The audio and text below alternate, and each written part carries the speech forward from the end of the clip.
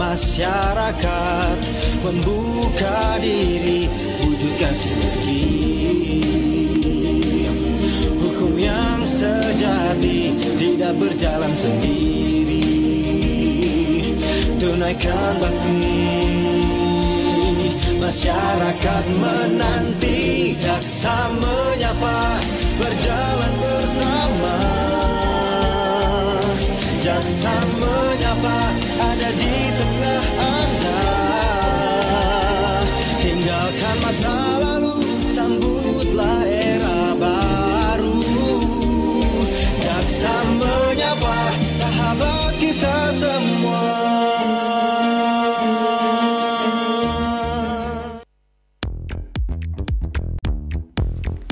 Ya, Assalamualaikum warahmatullahi wabarakatuh. Selamat pagi pendengar setia RRI Pro 1 Ternate di mana saja Anda berada. Kembali lagi bersama saya Iqbal Kutaman dalam program Jaksa Menyapa edisi 16 Oktober 2025. Program ini dipersembahkan oleh Kejaksaan Negeri Halmahera Selatan ya, bekerjasama dengan RRI Ternate sebagai bentuk edukasi hukum bagi masyarakat. Pendengar, hari ini kita akan membahas topik yang sangat penting dan dekat ya dengan kehidupan masyarakat di tingkat desa, yaitu mengawal dana desa, mencegah korupsi, membangun negeri. Seperti kita ketahui, dana desa ini memiliki peran besar dalam membangun infrastruktur desa. Ya, infrastruktur meningkatkan kesejahteraan dan memperkuat kemandirian desa. Namun di sisi lain, dana desa ini juga rawan disalahgunakan jika tidak dikelola dengan transparan dan bertanggung jawab. Melalui program ini pendengar, kita akan sama-sama memahami bagaimana pengelolaan dana desa yang baik, peran aparat desa, serta pentingnya pengawasan masyarakat untuk mencegah tindak pidana korupsi. Dan tentunya untuk di siang hari ini ya pendengar ya, telah hadir bersama kita ada narasumber dari Kejaksaan Negeri Halmahera Selatan. Ada Bapak Ahmad Patoni. Ya, di pagi hari ini Bapak Ahmad Patoni SHMH yang akan memberikan penyuluhan hukum ya, serta membuka ruang dialog interaktif bagi Anda semua. Ya, pendengar ya, kita sapa dulu nih. Halo, Assalamualaikum Pak Ahmad Patoni. Waalaikumsalam warahmatullahi wabarakatuh. Iya, kabar bagaimana nih Pak? Alhamdulillah, kabarnya baik. Iya, ini langsung dari Halmahera Selatan atau sudah berapa hari di sana? Langsung dari Halmahera Selatan. Iya. Kebetulan ada beberapa kegiatan kunjungan dari Jampitsus. Iya. Terkait Monep Tipikor yang ada di Maluku Utara. Iya. Ke sini naik lewat jalur laut. Kebetulan naik pesawat. Oh, naik pesawat Iya. ya. Cuaca bersahabat. Alhamdulillah ya? bersahabat, Alhamdulillah. terang. Iya. Untuk Anda pendengar di Jaksa Menyapa pada pagi hari ini, Anda juga dapat berpartisipasi dan menyampaikan pertanyaan ya ataupun pendapat melalui line interaktif kami di 31255521, di 0822 11537429 dan juga di 0821 2037 5180. Ya, untuk tema pada siang ini yaitu mengawal dana desa, mencegah korupsi, membangun negeri ini ya. Kita sudah bersama, biasa disapa siapa nih Pak? Pak Tony. Oh, Pak Tony ya, iya. Kirain abang gitu. Iya, Pak Tony ya. Oke, pendengar, untuk di pagi hari ini ya, temanya sangat luar biasa ini ya. Dana desa ini sering disebut sebagai amanah ini yang besar untuk kita semua, terutama bagi masyarakat di tingkat desa. Dana ini diharapkan dapat menjadi motor penggerak pembangunan, meningkatkan kesejahteraan serta memperkuat kemandirian desa. Namun sebelum kita membahas lebih jauh nih tentang pengelolaannya nih ya, penting bagi pendengar juga untuk memahami makna dasarnya ya, terlebih dahulu. Ya, karena itu yang dimaksud dengan dana desa apa, namun dan juga mengapa dana ini disebut sebagai amanah yang harus dijaga nih. Silahkan Pak.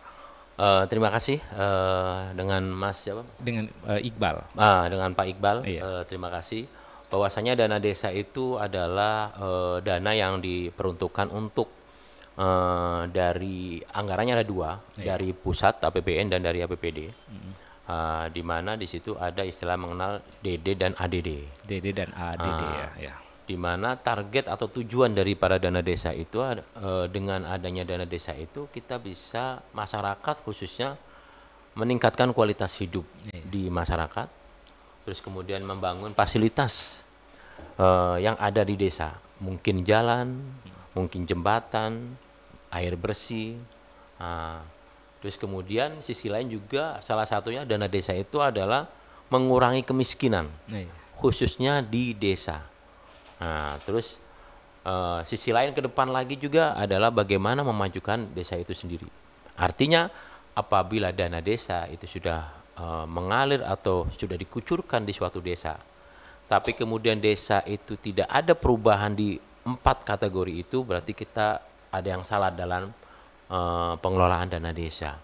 Minimal setiap tahun itu ada di desa itu yang berubah, baik dari sektor katakanlah fasilitas umum ataupun dari sektor-sektor lainnya, yaitu untuk kemajuan desa itu sendiri. Bahkan mungkin kalau kita lihat di Jawa itu, gara-gara dana desa itu, desa yang hanya pendapatannya mungkin 80.000 atau mungkin 1 juta itu bisa sampai miliaran. Ini kenapa? Karena bisa memanage dana desa itu benar-benar semuanya untuk kesejahteraan desa, untuk kemajuan desa itu sendiri. Maka kemudian dalam mengelola dana desa, paling utama adalah kepala desa harus bersihkan hati dan menjalankan amanat semestinya. Sehingga kalau keinginan memajukan desa itu tertanam dalam diri kepala desa, niscaya dia akan melaksanakan pengelolaan dana desa dengan maksimal. Tapi kalau kemudian mindsetnya dana desa itu untuk sendiri, untuk pribadi, atau untuk kelompok ataupun golongan, niscaya program-program atau target yang harusnya bisa terlaksana itu niscaya itu tidak akan tercapai. Oleh sebab itu, siokianya dana desa itu benar-benar setiap tahunnya itu punya target-target sendiri melalui APBDes-nya, sehingga setiap akhir tahun bisa dimonep dengan mengumpulkan masyarakat apa yang kira-kira tahun depan untuk dibangun. Harus sinergi antara masyarakat dengan kepala desa. Mungkin seperti itu Pak Iqbal. Iya, sangat luar biasa ini ya, memajukan ekonomi desa salah satunya yaitu harus transparan juga ya. Transparansi. Iya, sangat luar biasa ini. Oke, kita lanjut lagi nih. Ini selanjutnya ini tantangan besar risiko penyalahgunaan ini ya. Seperti yang kita ketahui juga ya, semua paham nih pasti dana desa ini memiliki peran yang sangat penting dalam membangun infrastruktur nih dan juga meningkatkan kesejahteraan masyarakat di desa. Namun di balik manfaat besar itu tentu ada tantangan besar yang harus dihadapi nih tentunya ya Pak ya, terutama terkait risiko penyalahgunaan dana. Ini seringkali penyalahgunaan ini terjadi karena lemahnya pengawasan ya, kurangnya pemahaman juga pengelolaan keuangan ataupun bahkan adanya celah yang dimanfaatkan oleh oknum tertentu. Ya, karena itu apa saja nih tantangan besar yang paling sering muncul dalam pengelolaan dana desa dan bagaimana bentuk-bentuk risiko nih penyalahgunaan yang perlu diwaspadai ini? Silahkan. Terima kasih Pak Iqbal. Iya. Tantangan ke depan itu dalam pengelolaan dana desa itu adalah paling utama itu adalah kita harus menghindari nafsu menguasai, memiliki dana desa. Iya. Itu dulu.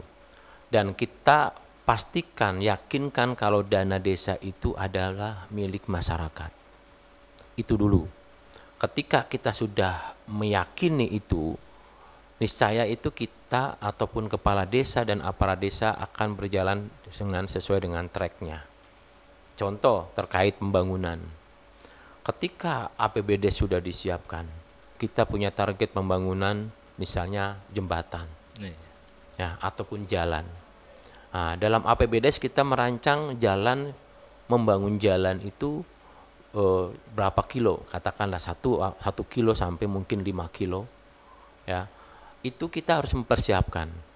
Di dalam APBDes itu, desa harus mengatur sedemikian rupa kira-kira siapa yang akan membangun. Nah, kalau misalnya katakanlah swadaya, apakah kita mampu untuk membangun jalan tersebut dengan kemampuan kita sendiri itu apa bisa? Kalau misalnya nggak bisa, seyogianya bisa koordinasi, minta informasi kepada dinas PU yang memang membidangi jalan. Koordinasi, ini kalau jalan kita bangun sekitar 5 kilometer, itu apa saja yang harus disiapkan. Terus kemudian konsultasi dengan pejabat-pejabat teknis yang ada di PU itu melalui itulah kemudian nanti kira-kira apakah mau dikerjakan sendiri, bagaimana pengadaan terkait mendatangkannya aspal, mungkin dengan berbatuan, alat-alat berat. Ketika itu sudah disurvei dulu dan disampaikan kepada dinas terkait, maka kita ataupun desa itu sudah tahu gambarannya. Oh, berarti kemampuan kita kayaknya tidak mampu untuk bisa mengerjakan daripada jalan tersebut. Maka kemudian perlulah kerjasama dan minta rekomendasi kepada PU itu yang supaya jalan itu benar-benar hasilnya bagus. Tapi sisi lain juga jangan juga harus melibatkan warga yang ada di sana untuk sebagai tenaga kerjanya. Dengan seperti itu otomatis kan menciptakan lapangan kerja. Jadi dana desa dari masyarakat untuk masyarakat dan targetnya adalah kemajuan khususnya layanan umum atau fasilitas umum yaitu jalan itu sendiri. Mungkin seperti itu. Cuma kemudian ke depan apabila di dalam proses APBDes-nya itu sudah disiapkan tapi perencanaannya tidak maksimal, ke depannya seperti apa, itu nanti yang sering terjadi adalah dia merasa dana desa itu milik dia sendiri, udahlah saya kerjakan sendiri.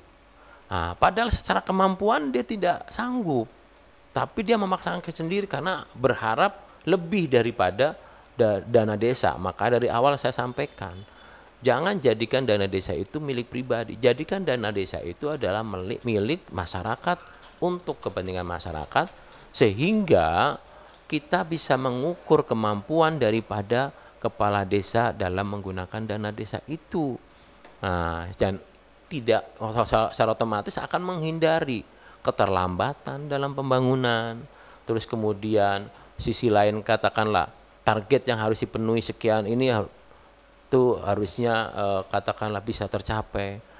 Kalau dalam perencanaan yang matang, konsultasi dengan matang bisa melalui DPMD, bisa melalui inspektorat, dan sisi lain juga aparat desa harus mempersiapkan juga terkait pembuatan laporan pertanggungjawaban. Jadi berjalan bersama-sama, kajian teknisnya, pembuatan laporannya, dan pengawasannya, yang terakhir adalah kemanfaatannya itu sendiri. Mungkin seperti itu, Pak Iqbal. Iya, sangat luar biasa ini ya yang sudah disampaikan ini. Jadi tadi sudah disampaikan juga ini yang terutama harus pembangunan juga ya. Ini harus diterapkan ya, dan juga pelayanan, dan juga harus dijaga ini kepercayaan masyarakat ini jangan sampai hilang ya. Iya, oke, kita lanjut lagi nih ya. Pak Ahmad, jika kita melihat dari berbagai kasus yang terjadi ini, penyalahgunaan dana desa ini seringkali baru terungkap ya setelah masalahnya membesar dan merugikan banyak pihak ini. Padahal jika sejak awal ada langkah pencegahan yang kuat ya, hal seperti ini bisa diminimalisir. Dalam dunia kesehatan ada istilah ini, mencegah lebih baik daripada mengobati ya, dan saya rasa juga ini prinsip yang sangat relevan ya dalam tata kelola dana desa ini ya. Dan ya, bagaimana nih paradigma pencegahan ini ya dapat diterapkan dalam pengelolaan dana desa agar potensi penyimpangan dapat dicegah sebelum menjadi masalah hukum ini. Ada juga WhatsApp yang sudah masuk ini dari Pak Muhlis di Tobololo. Katanya, kenapa mereka harus korupsi? Mohon dijelaskan. Terima kasih. Terima kasih dengan Mas Muhlis yang di mana, Pak? Di Tobololo. Tobololo. Kenapa mereka harus korupsi? Mereka dalam artian kepala desa harus korupsi. Itu tadi, kenapa mereka melakukan korupsi adalah karena menganggap dana desa itu adalah untuk kepentingan pribadi dan golongan tertentu. Maka kemudian akhirnya mereka akan melakukan sesuatu atau menguntungkan diri sendiri. Yang berikutnya adalah karena menganggap mereka itu memiliki dana desa, terus kemudian masyarakat tidak melakukan controlling, dan mungkin aparat penegak hukum juga tidak melakukan pengawasan secara detail. Terus mungkin jarak yang mungkin jauh yang menjadikan itu ada niat untuk bisa melakukan sesuatu yang memanfaatkan dana desa untuk kepentingan pribadi. Itulah faktor-faktor itu yang menyebabkan kepala desa itu melakukan korupsi. Maka kemudian saya selalu berusaha mengetuk hati kepala desa, dalam hati yang paling dalam, untuk memastikan dana desa bukan milik kepala desa. Dana desa itu milik masyarakat desa. Negara memberikan kesempatan yang sebesar-besarnya supaya desa itu bisa berkembang dengan sendirinya melalui dana desa itu. Tapi jangan kemudian mentang-mentang tadi 4 item itu tidak bergerak atau tidak memantau jaraknya jauh, terus kemudian dengan sesenang hati atau seenaknya sendiri, tidak ada pengawasan dan sebagainya, akhirnya dia menikmati dana desa, mencairkan tanpa membuat suatu laporan pertanggungjawaban, apalagi tanpa membuat program yang mengenai ke masyarakat. Nah, itu yang kemudian salah satu dana desa atau kepala desa memanfaatkan desa itu, uang daripada dana desa itu sendiri. Nah, maka ketika saya awal menyampaikan dana desa itu yang ngawasin bukan masyarakat tapi Tuhan pun mengawasi. Iya, betul. Kalau kita berpikiran ini amanat, ini uang bukan uang pribadi, dan kita harus yakin kalau apa yang kita lakukan itu dipertanggungjawabkan kepada Allah ke depan, maka insya Allah desa-desa atau kepala desa dia akan memaksimalkan untuk memanfaatkan atau melaksanakan program-program desa yang dibutuhkan oleh masyarakat desa. Itu dulu, jangan terpengaruh dengan budaya-budaya, lingkungan, kawan, kepala desa-desa yang lain. Fokus kepada desa itu sendiri. Bahasa kita, Pak Iqbal, apa yang bisa kita berikan untuk masyarakat desa itu sendiri. Dan yakin kalau kita akan dipertanggungjawabkan di akhirat. Niscaya dengan itu semua dia akan menjalankan atau melaksanakan amanat untuk mengelola dana desa untuk kepentingan masyarakat. Mungkin begitu Pak Iqbal. Iya, dan terima kasih ya untuk Pak Muhlis juga yang sudah bergabung ya, dan sudah dijelaskan juga ya oleh Pak Tony yang sudah dipertanyakan tadi ya mengenai kenapa mereka harus korupsi nih ya. Jadi mudah-mudahan di Maluku Utara ini tidak terjadi ya seperti kepala desa korupsi ataupun ini ya. Oke, kita lanjut lagi nih ya. Ini mengenai aturan main ini ya, peran kepala desa ini seperti apa ini? Terima kasih Pak Iqbal.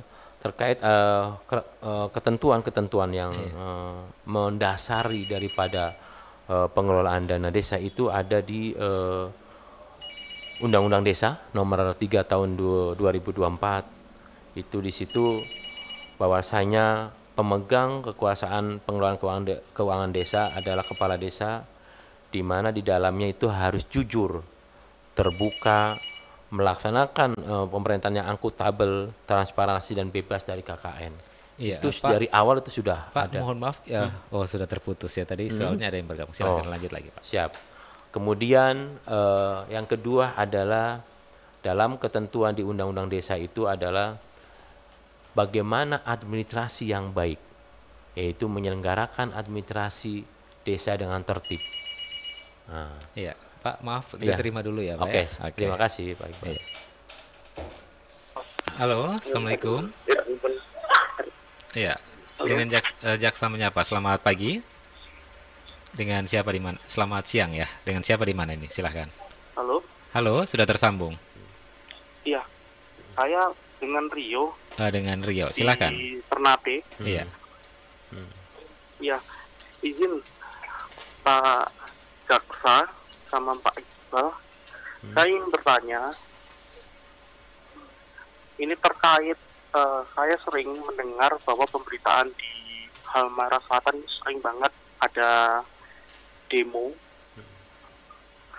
Itu katanya kurang adanya pengawasan yang baik dari dari teman-teman BPD-nya. Ada nggak kejaksaan ini sampai sejauh mana pengawasan yang sudah dilakukan oleh kejaksaan dari masalah tersebut? Jadi supaya kita bisa melihat nih atau bisa menekan bahwa terhindar dari kejahatan-kejahatan korupsi. Mungkin itu aja dari kami. Terima kasih. Ya. Terima kasih Pak Rio dari Ternate, bahwasanya memang dana desa itu adalah termasuk seksi. Kenapa seksi?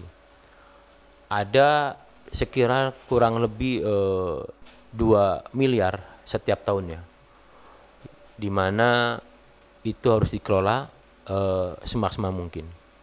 Maka kemudian di sanalah kemudian proses dana desa cair itu melalui adanya rekomendasi dari DPMD. DPMD itu adalah salah satu dinas yang bertanggung jawab penuh. Apakah dana desa itu dicairkan, layak dicairkan atau tidak? Di sini juga diuji. Nah, diuji oleh aparat daripada DPMD-nya. Nah, DPMD seyogianya adalah pintu terakhir apakah desa itu korupsi atau tidak. Kenapa? Karena DPMD setiap pencairan dia tahap pertama, kemudian menginjak ke tahap kedua, itu dia harus bisa menerima laporan pertanggungjawaban yang lengkap dari desa. Iya, Pak, maaf Pak, ada yang bergabung lagi ya. Oh, siap. Saya terima dulu ya. Nanti baru sekalian nih. Halo, selamat siang. Jaksa menyapa, dengan siapa di mana? Halo. Halo, sudah tersambung? Ya, ini barangkali jaringan ini ya. Oke, terima kasih dan bisa kembali. Ya, terima kasih ya Pak Iqbal.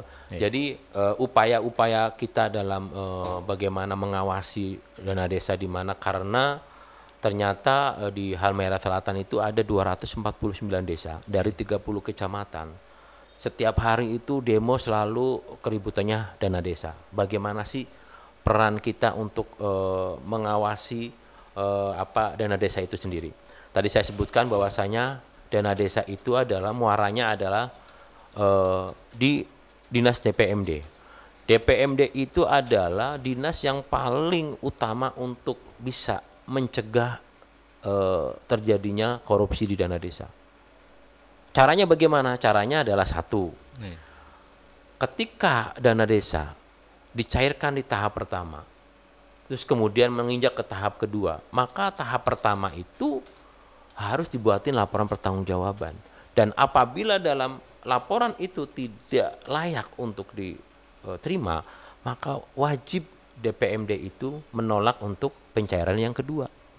Jangan sampai ada istilahnya dana desa itu kemudian belum ada LPJ, hanya surat pernyataan akan buat LPJ, terus kemudian pencairan tahap kedua itu dicairkan. Itu sama aja berarti DPMD tidak bisa mencegah, tidak bisa membina, bahkan cenderung malah menyetujui atau menjadikan desa itu untuk melakukan korupsi. Nah, oleh sebab itu saya berharap DPMD sebagai dinas yang mengawasi desa itu harus benar-benar dengan menggunakan tangan besi.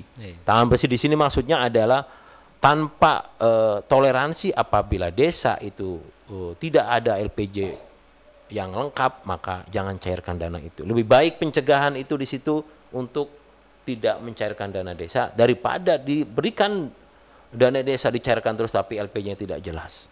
Nah, itu. Sekarang pertanyaannya, ada nggak keberanian untuk itu? Nah, satu. Kedua, ada lembaga silakan. Iya, ditahan dulu ya Pak, kita terima dulu. Iya, terputus ini. Ya, bisa dicoba kembali. Kami lanjutkan. Yang kedua adalah lembaga. Maaf Pak, ada juga yang bergabung melalui WhatsApp. Oh ya, terima silakan. dulu ya. Halo, assalamualaikum. Halo. Iya. Waalaikumsalam. Iya, silahkan, dengan Bapak siapa ini? Perkenalkan sebelumnya, Assalamualaikum warahmatullahi wabarakatuh. Waalaikumsalam. Nama saya Aldi dari Halmahera Selatan. Iya, silahkan.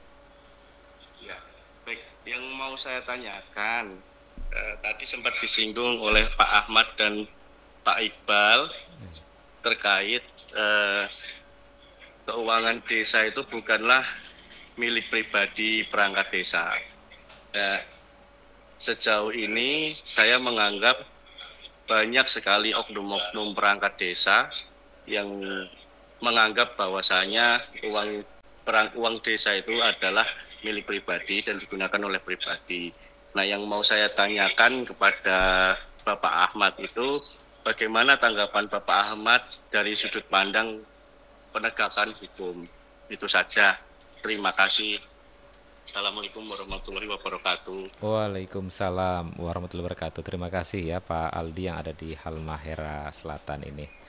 Silakan Pak. Ya, terima kasih Pak Aldi atas waktunya untuk memberikan pertanyaan. Jadi mungkin saya lanjutkan dulu yang dari pertanyaan dari Pak Rio terkait upaya apa sih yang kejaksaan lakukan.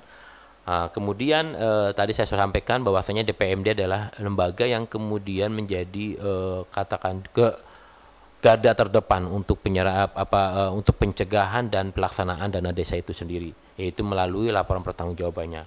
Yang kedua adalah inspektorat. Inspektorat juga sebagai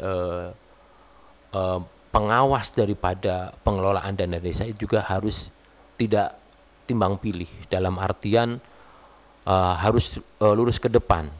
Kalau nyata-nyatanya kemudian ada LPJ yang dianalisa oleh inspektorat itu, oleh auditor itu tidak masuk akal, maka kemudian dia bisa merekomendasikan atau membuat surat kepada DPMD khusus desa ini karena LPJ-nya tidak bisa dipertanggungjawab agar dilengkapin dulu secara administrasi dan jangan dicairkan untuk dana ataupun tahap berikutnya.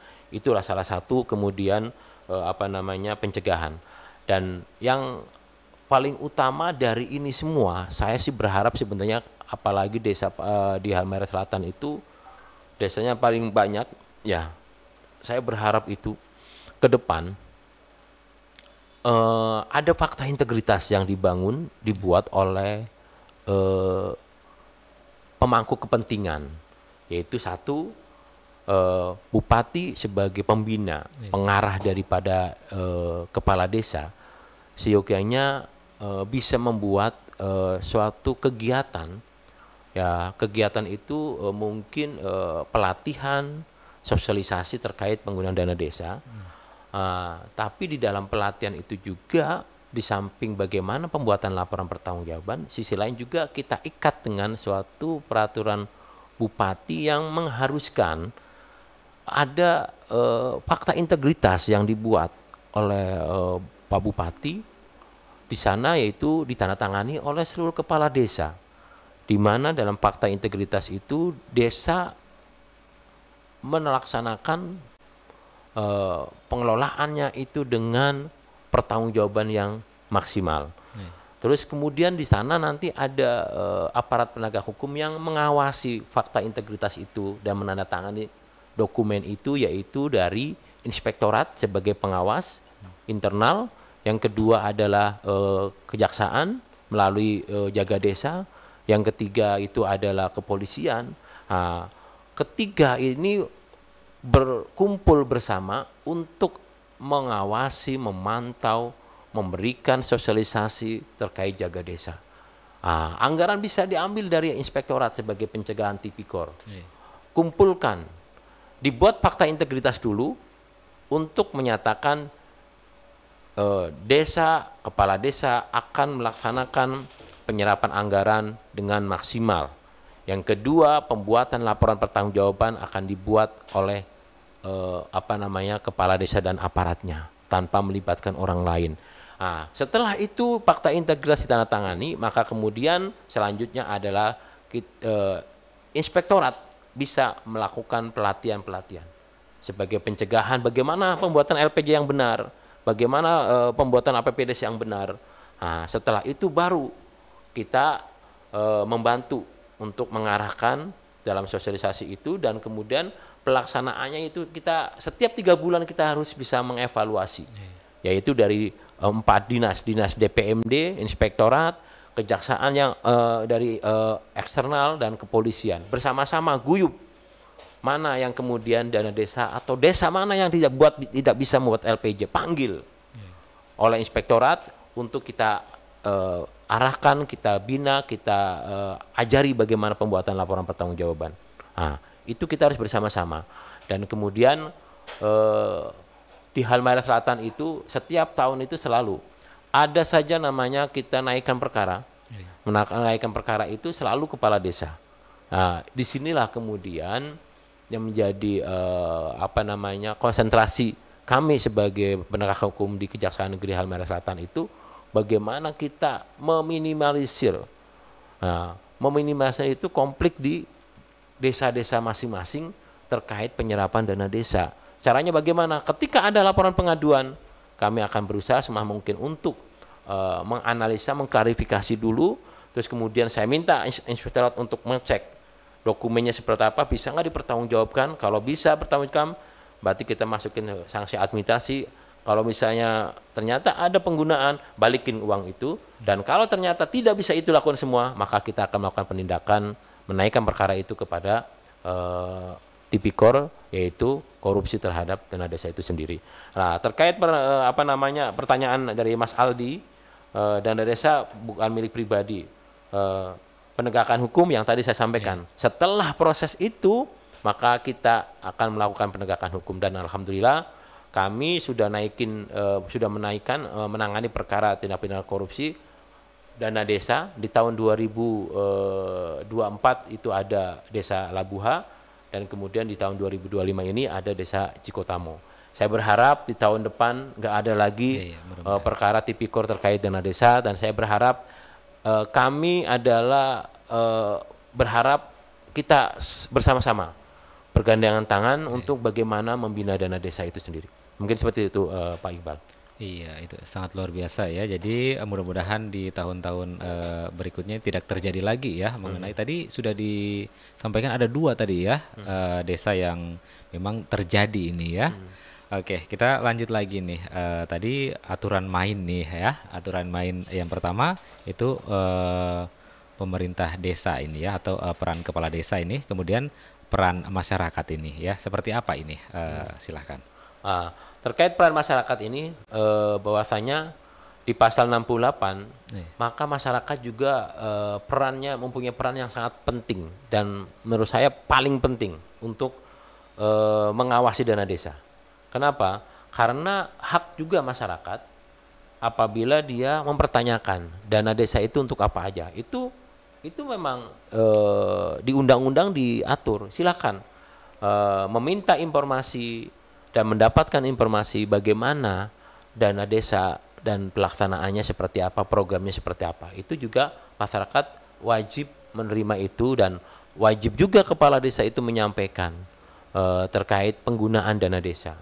Sisi lain juga masyarakat punya fungsi juga untuk mengawasi programnya seperti apa, pelaksanaannya seperti apa, hasil pembangunannya seperti apa. Jadi itu wajib tahu juga ya? Wajib tahu, masyarakat harus tahu, mengetahui itu semua. Terus kemudian apabila dalam pelaksanaannya kemudian bermasalah, makanya kemudian ya masyarakat wajib untuk mengkritik. Maka kepala desa itu seyogianya itu dia benar-benar, Bapak itu kepala desa itu bukan seakan-akan Bapak itu hebat memimpin desa, tapi Bapak itu pelayan masyarakat, Pak. Nah, jadi artinya posisi Bapak itu lebih rendah dibandingkan masyarakat. Kenapa? Itu dana-dana masyarakat. Bapak itu sebagai orang yang bertanggung jawab untuk membantu masyarakat dalam penggunaan dana desa itu. Tapi kadang-kadang yang sering terjadi adalah kepala desa merasa dia ada di atas. Padahal dia itu pada posisinya adalah melayani masyarakat. Jadi kalau ada masyarakat yang kemudian bertanya, masyarakat yang kemudian mengkritik, ya itu harusnya Bapak itu ya ikhlas dan harus menerima. Maka kadang-kadang Pak Iqbal, saya itu berharap itu kepala desa itu yang sesuai dengan yang tadi saya sampaikan, harus ada namanya transparansi, keterbukaan. Saya tuh kadang-kadang punya cita-cita lebih. Kalau bisa itu kepala desa itu bisa membuat programnya itu ada di depan kepala desa atau di kelurahan atau di kepala desanya itu, atau kelurahannya itu dimunculkan. Saya punya program ini, ditulis Pak, targetnya Januari. Saya punya program ini, targetnya sekian. Biar masyarakat tahu. Jangan diumpetin bahasa kita tuh. Bisa nggak kita menyampaikan itu keterbukaan? Karena di undang-undangnya jelas. Di sini jelas pasal 68 masyarakat harus tahu. Tanpa menanya pun, kenapa nggak kepala desa membuat spanduk? Program tahunan 2025 dana desa, yaitu 1, 2, 3, 4. Nah, itu yang kemudian controlling untuk kita laksanakan. Mungkin bisa kita terima dulu ya. Oke. Iya, terputus lagi nih. Bisa dicoba kembali ya. Ini ada apa nih, jaringan atau apa ini ya? Oke.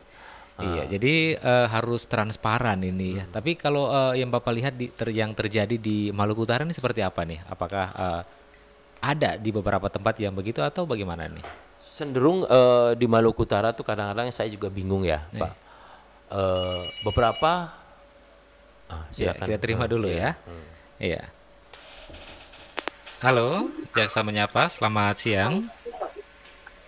Halo, sudah tersambung. Dengan siapa di mana ini? Saya dengan Rocky. Rocky, Pak Rocky, silahkan. Rocky dari Halmahera Selatan. Iya, silakan Pak Rocky dari Halmahera Selatan. Baik, ini saya sudah simak dari awal. Jadi hari ini tentang desa ya. Iya. Jadi kalau saya sempat baca berita mungkin 1 atau 2 bulan yang lalu itu dari Kejaksaan Agung ada namanya Jam Intel datang ke sini. Jaga Desa, aplikasi Jaga Desa. Kemudian melakukan launching. Kalau tidak salah aplikasinya namanya itu Jaga Desa. Betul. Nah, yang saya ingin tanyakan itu apa sih sebenarnya tujuan dari aplikasi Jaga Desa itu? Terus siapa yang menjadi sasaran aplikasi tersebut? Bagaimana cara aplikasi itu membantu meningkatkan transparansi dan akuntabilitas di tingkat desa? Dan yang terakhir, apakah aplikasi Jaga Desa itu sudah diaplikasikan di Halmahera Selatan sendiri? Ya, itu saja? Ya, sementara itu saja. Ya. Oke, ya terima kasih Pak Rocky. Ya. Terima kasih Pak Rocky atas pertanyaannya. Bahwasanya aplikasi Jaga Desa itu kebetulan kemarin sekitar bulan September, awal September itu Pak Jam Intel itu meluncing aplikasi Jaga Desa. Jaga Desa ini adalah aplikasi yang di dalamnya adalah seluruh aparat desa itu mengupload terkait anggaran dana desa. Seperti apa yang diupload? 1, ya kan, dia ada profilnya. Desa itu desa apa, profilnya apa, kepala desanya apa. Anggaran dana desanya berapa, itu diupload semua. Terus kemudian ADD-nya berapa, dana desanya berapa. Terus kemudian dilanjutkan di situ ada juga terkait APBDes-nya. APBDes-nya tahun 2025 itu untuk desa ini apa. Terus kemudian sudah diserapnya berapa. Terus berapa kegiatan yang sudah dilaksanakan sesuai dengan APBDes-nya. Terus kemudian yang terakhir juga ada namanya terkait aset. Aset desa yang dimiliki itu apa aja. Nah, disitulah kemudian kalau bahasa kita itu aplikasi Jaga Desa itu aplikasi yang sama dimiliki oleh Kementerian Dalam Negeri kalau nggak salah ya. Itu dimana tujuannya adalah untuk bahasa kasar kita ya Pak Iqbal itu transparansi keterbukaan daripada dana desa itu sendiri. Artinya di situ itu Jaga Desa kita akan melihat desa mana yang kemudian dalam penyerapan anggaran itu seperti apa. Terus kemudian sudah nggak dilaksanakan semestinya. Terus mau nggak dia terbuka asetnya seperti apa. Lah di situ nanti akan kebuka. Kalau bahasa kasar kita akan telanjang bulat. Kita akan tahu isi dana desa itu penggunaannya. Nah, itu yang kemudian konsen daripada Jam Intel Kejaksaan Agung adalah membantu mengawasi penggunaan dana desa. Padahal sesuai dengan tupoksi kita. Nah, tupoksi itu diantaranya juga ada di DPMD, ada juga di inspektorat. Tapi karena kita eksternal, kalau kita tahu kita akan panggil DPMD dulu, kita akan panggil inspektorat. Ini ada anggaran dana desa yang kemudian mohon maaf sudah diserap 50%, tapi ternyata LPJ-nya tidak hanya cuma 10% atau 20%. Tolong inspektur datang klarifikasi dulu ya, atau nanti serahkan ke kita akan klarifikasi apa kendalanya, kita pencegahan. Ayo DPMD datang, coba kendalanya di mana, kenapa sampai penyerapan maksimal tapi kemudian pekerjaannya tidak sesuai. Nah, dan dari situlah, dari aplikasi Jaga Desa itu kita akan bisa mengintervensi, menyampaikan caranya melalui surat kepada stakeholder kayak DPMD atau inspektorat, supaya kalau desa yang kemudian LPJ-nya belum lengkap, minta kepada DPMD jangan dicairkan di tahapan berikutnya, harus selesaikan dulu. Tapi kita juga bukan berarti kita mendiamkan, kita manggil juga untuk apa kendalanya, kegiatan apa yang belum, coba buatkan LPJ-nya. Berarti di sini kita benar-benar mendampingi atau kemudian kita mengawasi penyerapan dana desa tanpa kita memanfaatkan apapun di sana. Jadi seyogianya kepala desa ini dengan adanya aplikasi Jaga Desa itu harus merasa terbantu, diingatkan ketika mungkin pada saat tertentu kepala desa hilap-hilap atau mungkin tidak melaksanakan sesuai dengan semestinya, itu diingatkan oleh kita dan diingatkan oleh inspektorat. Jadi semua hal ini bisa bahkan tidak kemungkinan Pak Bupati sebagai pembina pengarah dari desa itu bisa mengetahui desa mana yang produktif, mana desa mana yang kemudian mohon maaf yang nakal dan sebagainya, untuk bisa dievaluasi kepala desanya itu bisa dari aplikasi Jaga Desa. Cuma kendalanya satu, Pak Iqbal. Apa itu? Kendalanya adalah sejauh mana itikat baik daripada kepala desa untuk menyampaikan laporannya, Pak. Karena kita di sana itu berdasarkan data yang dibuat oleh kepala desa itu sendiri. Kalau kepala desa tidak mengupload, bagaimana kita akan mengetahui? Paling ketika ada data-data yang seperti itu atau itikat yang tidak baik oleh desa-desa tertentu, maka kemudian kami minta kepada DPMD dan inspektorat sebagai pembina langsung, pengawas internal, memanggil desa-desa yang tidak mau mengupload apa kendalanya. Kalau dia ternyata mohon maaf mungkin dia akan berbuat jahat atau berbuat yang merugikan negara, mengharapkan mengambil uang dana desa, dengan adanya aplikasi Jaga Desa jadi ketahuan dia nggak mau mengupload, berarti sudah ada indikasi ke sana, maka kemudian bisalah dipertimbangkan untuk dibuatan peringatan, penyerapan atau pencairan dana desa ditahan dulu dan bisa kita bina. Kalau nggak bisa juga perlu dipertimbangkan oleh Pak Bupati untuk diganti antar waktu dulu sementara, untuk dicarikan orang yang memang benar-benar punya keinginan dan tekad bulat untuk mengelola dana desa dengan semestinya. Mungkin seperti itu Pak Iqbal. Iya, jadi sangat luar biasa ini ya. Jadi harus dijaga nih, apalagi yang sudah menjadi kepala desa ini, amanat yang sangat luar biasa ini ya. Dengan adanya tadi aplikasi Jaga Desa juga, ini tentunya menjadi bisa terkontrol ya.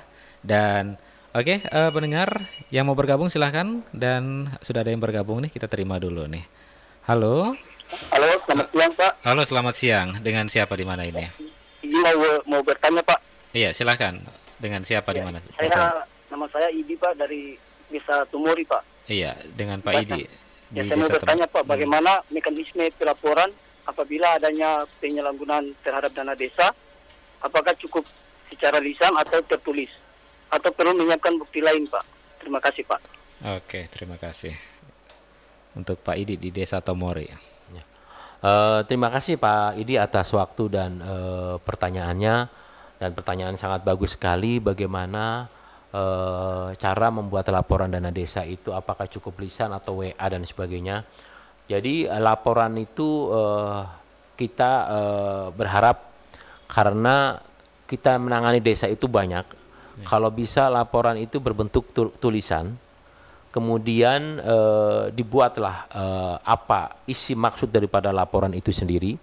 Dan kami berharap Pak Idi bisa juga melampirkan dokumen-dokumen yang kemudian menurut Pak Idi itu ada kejanggalan terkait penyerapan dana desa. Dilampirkan dan syukur-syukur difoto dan sebagainya. apa sih yang menjadi isi dari laporan itu sendiri, dimasukkan semuanya sehingga memudahkan kami dan mempercepat kami dalam klarifikasi. Insya Allah kami dengan katakanlah niat yang baik, bagaimana kami akan mencoba untuk mengklarifikasi, dan ujungnya adalah klarifikasi kepala desa itu, dan kepala desa itu dan aparat harus menyampaikan laporan-laporannya atas klarifikasi atau laporan itu sendiri dari Pak Idi misalnya. Kemudian dari situlah nanti kita akan ketahuan apakah laporan Pak Idi ini benar atau tidak. Itu nanti akan terjawab dengan klarifikasi kami mengundang kepala desa tersebut dan dengan membawa LPJ atau yang sesuai dengan apa yang dilaporkan oleh Pak Idi ini. Nah, apabila proses itu kita sudah klarifikasi, itu nanti kita di internal akan membuat ekspos atau diskusi apakah laporannya itu benar atau tidak. Terus untuk memastikan itu kemudian kami akan membuat surat resmi kepada inspektorat atau DPMD terkait LPG-nya, tolong kami sampaikan di copy. Terus kemudian tolong juga inspektorat juga menganalisa terkait laporan tersebut. Kemudian apabila laporan tersebut ternyata benar adanya, terus ada kerugian negara yang ataupun laporan itu terbukti bahwasanya ada penggunaan dana desa yang tidak semestinya, maka saya minta audit sederhana dari inspektorat, kemudian untuk mengkerucut berapa yang kemudian tidak bisa dipertanggungjawabkan.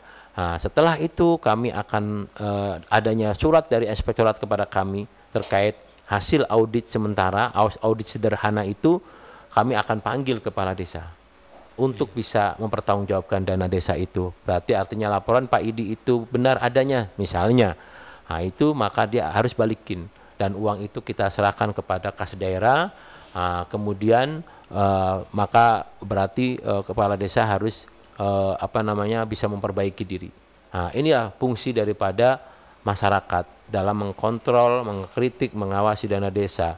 Karena apa? Keberhasilan kepala desa itu juga adalah keberhasilan masyarakat dalam mengawasi kepala desa dalam penyerapan anggaran itu. Kami butuhkan teman-teman masyarakat yang kemudian mendapatkan hal-hal yang kurang lazim di lapangan terhadap kepala desa untuk bisa kami sampaikan, dan paling tidak mengurangi atau ada penyelamatan uang negara yang mungkin diduga akan dinikmati oleh kepala desa, oknum ataupun oknum daripada aparat desa lainnya.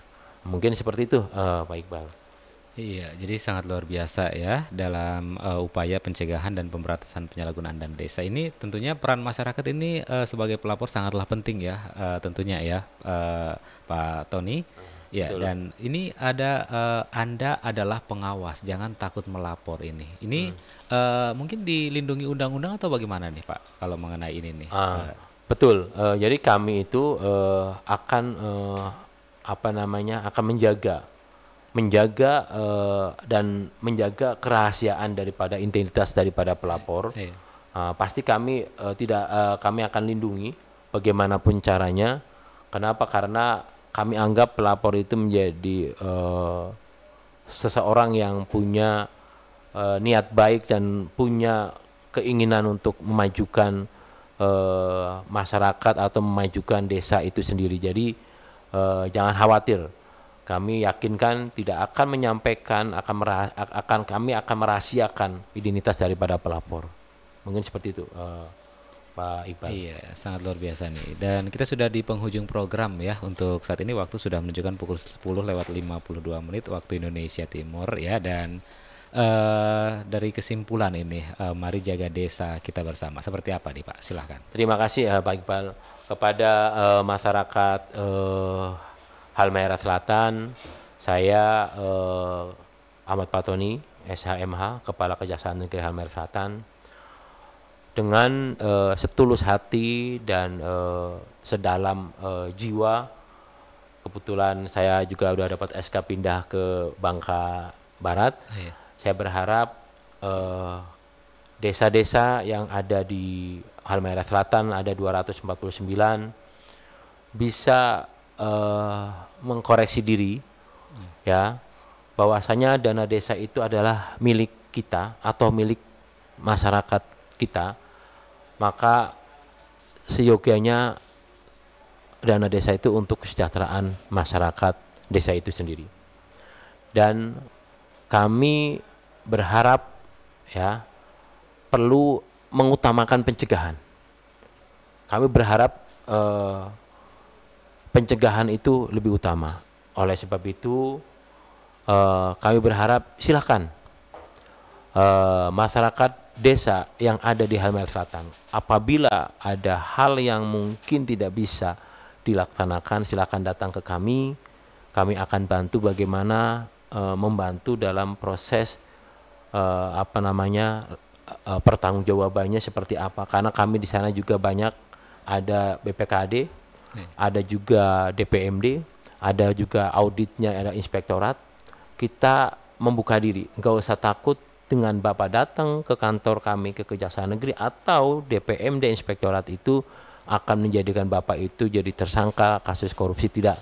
Tapi yang penting Bapak ada niatan untuk memperbaiki desa itu dan membangun desa itu dan membuat laporan pertanggungjawaban sebaik mungkin. Karena kita juga sama-sama manusia, pasti nggak lepas dari khilaf dan dosa. Iya, betul. Yang penting dari hati yang paling dalam, apakah Bapak mau berbuat sebaik mungkin kepada masyarakat Bapak.